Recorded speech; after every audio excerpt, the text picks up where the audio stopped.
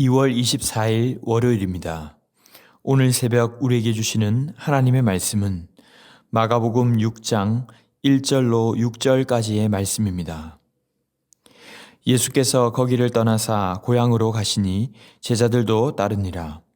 안식일이 되어 회당에서 가르치시니 많은 사람이 듣고 놀라 이르되 이 사람이 어디서 이런 것을 얻었느냐?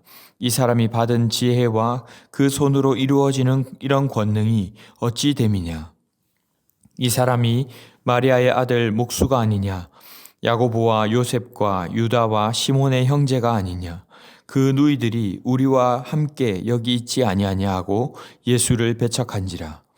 예수께서 그들에게 이르시되 선지자가 자기 고향과 자기 친척과 자기 집 외에서는 존경을 받지 못함이 없느니라 하시며 거기서는 아무 권능도 행하실 수 없어 다만 소수의 병자에게 안수하여 고치실 뿐이었고 그들이 믿지 않음을 이상히 여기셨더라. 이에 모든 촌에 두루다니시며 가르치시더라. 아멘. 12회를 혈루증으로 앓던 여인을 고치신 데 이어서 지난 본문에서 예수님은 회당장의 집에서 죽은 딸을 살리셨습니다. 두려워하고 있는 이들에게 죽어가는 이를 살릴 것만이 아니라 죽은 자도 살리시는 믿음을 가지라고 하신 것이죠. 그래서 죽은 것이 아니라 잔다라는 말씀을 하실 때에 사람들은 비웃었지만 소녀야 일어나라 달리다 굼이라는 말씀으로 살아남을 통해 우리가 생각하는 우리 자신의 한계를 넘어 영원한 생명에 대해서 말씀하셨습니다. 오늘 본문에서도 역시 우리의 편견과 한계를 깨는 것에 대한 이야기입니다. 1절에서 예수께서 거기를 떠나사 고향으로 가셨다라고 하시며 나사렛으로 장소를 옮기셨음을 알 수가 있습니다. 그리고 2절에 보시면 나사렛 회당에서 사람들을 가르치실 때 사람들이 그 가르치심에 놀랍니다. 이때 회당이라고 번역된 쉬나고게는 당시 누구에게나 열린 공간이고 누구나 회당장의 허락만 있으면 성경을 가르칠 수 있는 도서관 같기도 하고 마을회관 같기도 한 장소였습니다. 예수님이 이런 열린 공간에서 가르치신 것은 이들이 먼저 복음을 받아들이고 주님의 제자가 되기를 원하셨다는 뜻이기도 합니다. 한글 성경에서는 잘 나타나지 않지만 가르치시니라고 번역된 이 표현은 정확하게 원문으로는 가르치기 시작하니라는 뜻입니다. 그러니까 사람들이 놀란 시점은 본격적인 가르침을 다 들은 것도 아닌 가르치시는 서두에서부터 놀라고 막은 것이라고 할 수 있는 것이죠. 예수님의 가르침에 놀랐다고 한 표현도 단순히 놀라는 정도가 아니라 완전히 압도되다, 깜짝 놀라 충격을 받다라는 뜻을 가지고 있습니다. 겨우 서두만 듣고도 그렇게 놀라서 하는 말이 이 사람이 어디서 이런 것을 얻었느냐라는 것이죠. 이 속에서 우리가 한 가지 생각할 수 있는 것은 나사렛이 예수님의 고향이라는 사실입니다. 즉 예수님께서 어린 유년기를 보낸 곳이기에 그들이 보기에 예수님은 그저 어린 아이일 뿐이었는데 예수님이 전하시는 가르침과 행하시는 일 자체를 받아들이기 어려웠다는 것입니다. 사실 가르침 자체는 부인하기 어려울 정도로 놀라기에 이 사람이 받은 지혜와 그 손으로 이루어지는 이런 권능이 어찌 됨이냐라고 물을 정도였지만 자신들의 한계에 갇혀서 받아들이기를 거부하는 것이죠. 3절에도 이 사람이 마리아의 아들 목수가 아니냐, 야고보와 요셉과 유다와 시몬의 형제가 아니냐, 그 누이들이 우리와 함께 여기 있지 아니하냐 라며 예수님을 배척했다고 말씀하고 있습니다. 오늘 본문 앞에서 지금껏 큐티했던 본문들도 잘 살펴보시면 예수님의 답답함은 한결같이 그들의 믿음 없음이었습니다. 그런데 이들 또한 역시 예수님이 어떤 분인지 모를 뿐만 아니라 믿기를 거부하고 있는 것이죠. 그리고 그 기저에는 자신들이 가지고 있던 생각, 지식, 경험, 그리고 예수님에 대한 편견이 깔려 있는 것입니다. 앞에 3장 35절에서 예수님은 혈육 친척이 아닌 아버지의 뜻대로 받아들이고 행하는 자들을 중심으로 새로운 가족 관계가 형성되었음을 말씀하신 바 있습니다. 하지만 이들은 여전히 자신들이 생각하는 어떤 혈연 관계, 나의 한계 등에 빠져서 예수님을 배척하고 있는 것이죠. 이들의 이런 한계에 대한 안타까움을 예수님은 4절에서 표현하시기를 선지자가 자기 고향과 자기 친척과 자기 집 외에서는 존경을 받지 못함이 없느니라 라고 말씀하신 것입니다. 이 표현은 예수님이 자주 사용하셨던 마치 격언과도 같은 표현으로 그들의 꽉 막히고 닫혀있는 영적 상태를 질타하시는 내용입니다. 그런데 5절에는 거기서는 아무 권능도 행하실 수 없어 다만 소수의 병자에게 안수하여 고치실 뿐이었다라고 말씀하죠. 예수님은 얼마든지 기적을 행하실 수 있는 분이신데 라며 이런 표현이 우리에게는 다소 생소하게 다가올 수 있습니다. 하지만 이것은 예수님의 능력이 부족하다는 뜻이 아닙니다. 한 주석가는 이 말씀에 대해 이렇게 기록하기를 예수님은 마음대로 기적 수행자가 되실 수 없다.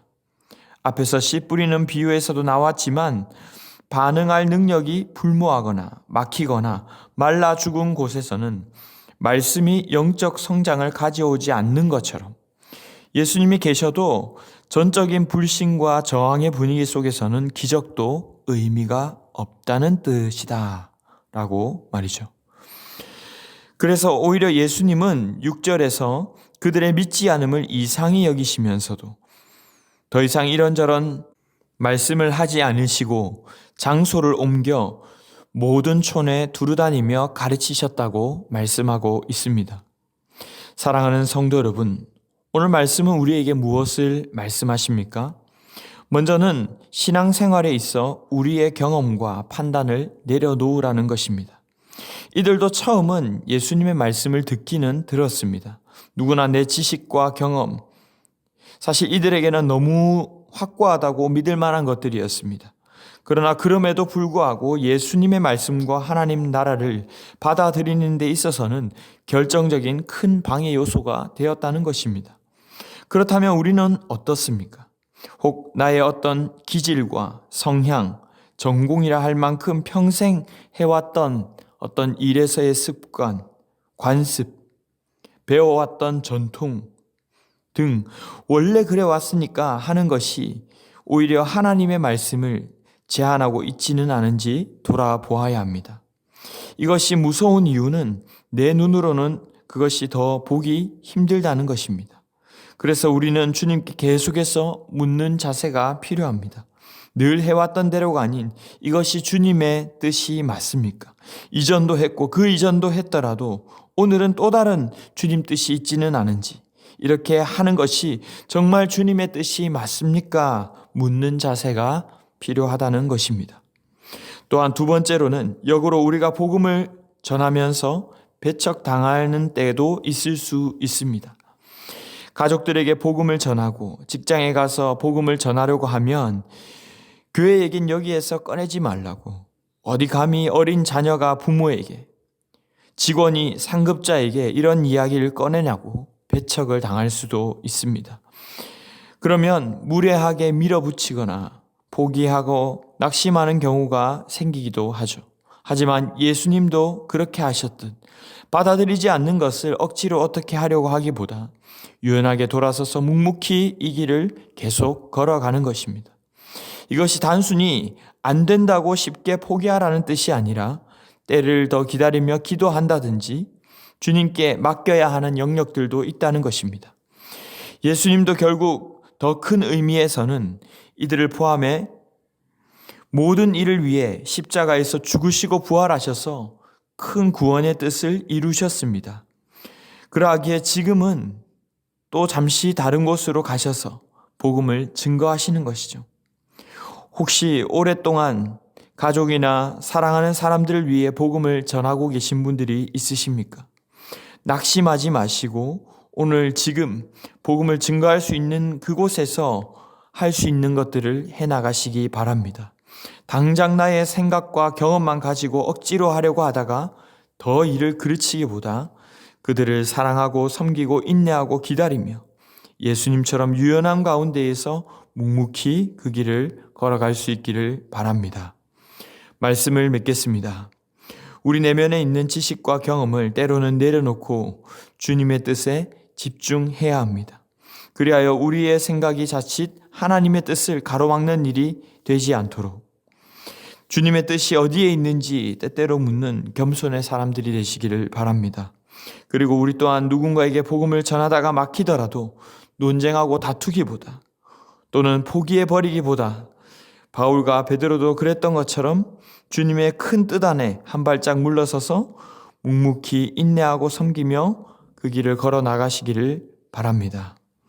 그리하여 주님의 뜻을 온전히 이루는 귀하고 복된 저와 여러분 다 되시기를 주님의 이름으로 축원합니다. 기도하겠습니다. 사랑해 주님 감사합니다. 오늘 이 새벽에도 말씀 주셔서 예수님이라면 어떻게 하셨을까? 예수님을 따라가게 하시고 우리의 얄팍한 지혜와 경험, 지식들을 내려놓게 하시니 감사합니다.